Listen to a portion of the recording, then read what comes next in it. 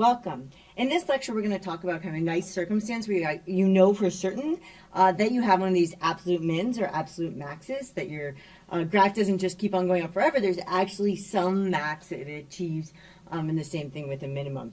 Okay, so this is the, there's a particular name for this. This is the extreme value theorem. So here it is. So the extreme value theorem.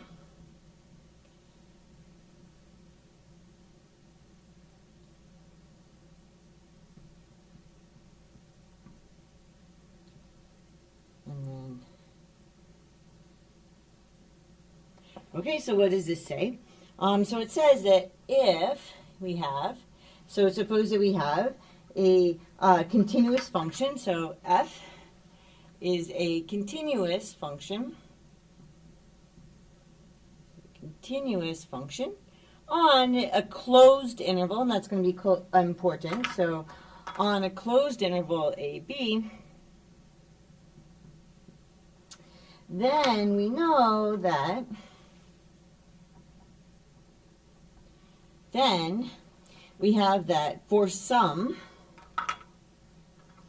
so for some, so not for every, for some, C and D in this interval,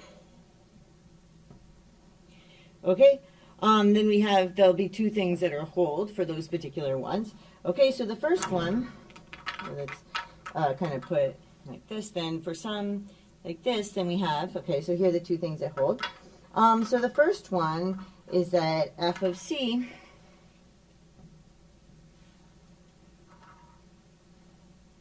so f of c is going to be an absolute maximum.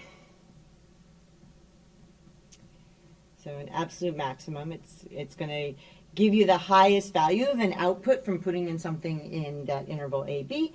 And the second thing is, so and we have a second thing, which is f of d is going to be an absolute minimum, right, on that interval. So an absolute minimum. Okay, so this is the nice theorem that we're going to box here. So put a box around that. It's a nice theorem. Nice theorem to get boxes. Okay, so basically the picture is that you have, right, you have some kind of, so here's your x-axis,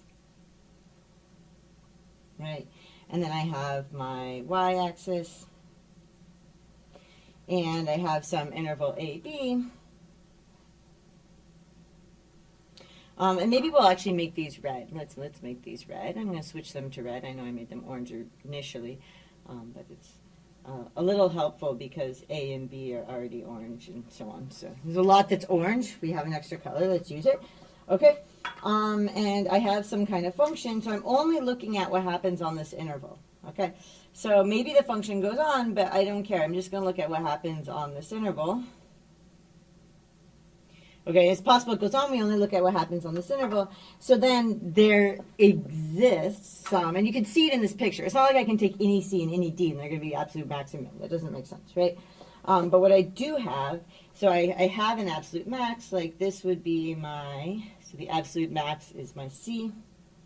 And then I do have like a lowest point that the graph goes, so that, and then that would be my D, right? And then the absolute max is up here. The absolute min is right there.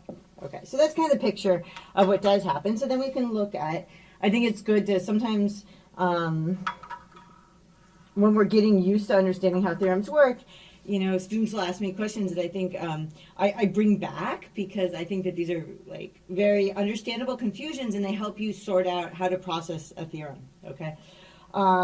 So here's the question probably from some student at some point. Although I might have just also come up with it myself. Okay, so what's wrong with, let's draw this picture where I have, so I go ahead and I'm like, okay, I'm going to take, here's my x-axis, that's all good, and my y-axis,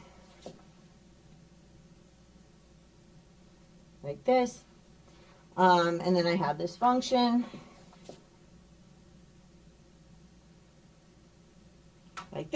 Okay?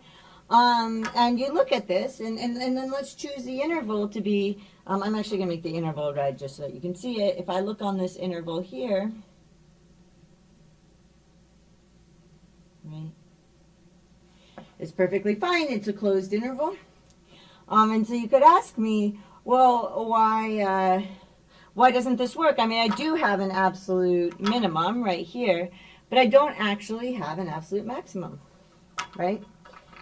Right? This has no absolute max, right? So this has no absolute max.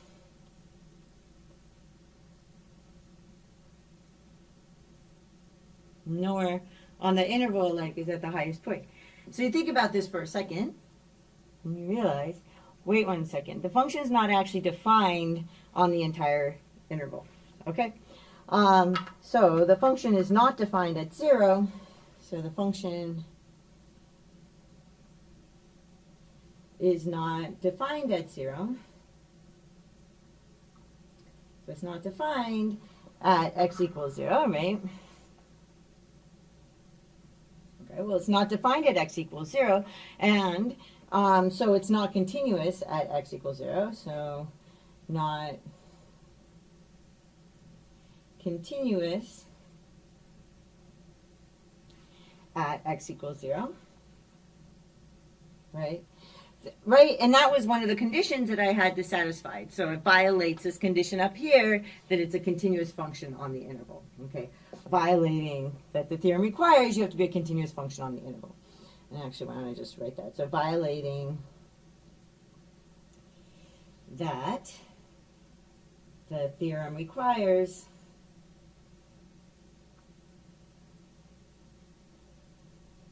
that you must be a continuous function on the interval. Must be a continuous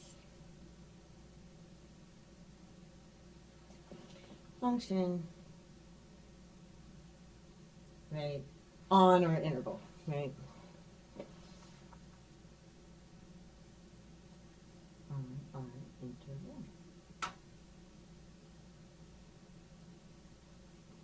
Okay? So this is a theorem that tells you that when I have a closed interval like this, right, then I will have somewhere where I hit my absolute max and somewhere that I hit my absolute min, like on that interval, for the absolute max for that interval, the absolute min for that interval. But I won't have something like this where it like shoots up infinitely or something like that. Okay, and you have to watch out to make sure that all of the conditions of your theorem are actually satisfied, because otherwise you don't necessarily know this is true, right? Like in this circumstance, it's going to shoot up infinitely far. Okay, so I hope that made some sense, and I will see you in the next lecture.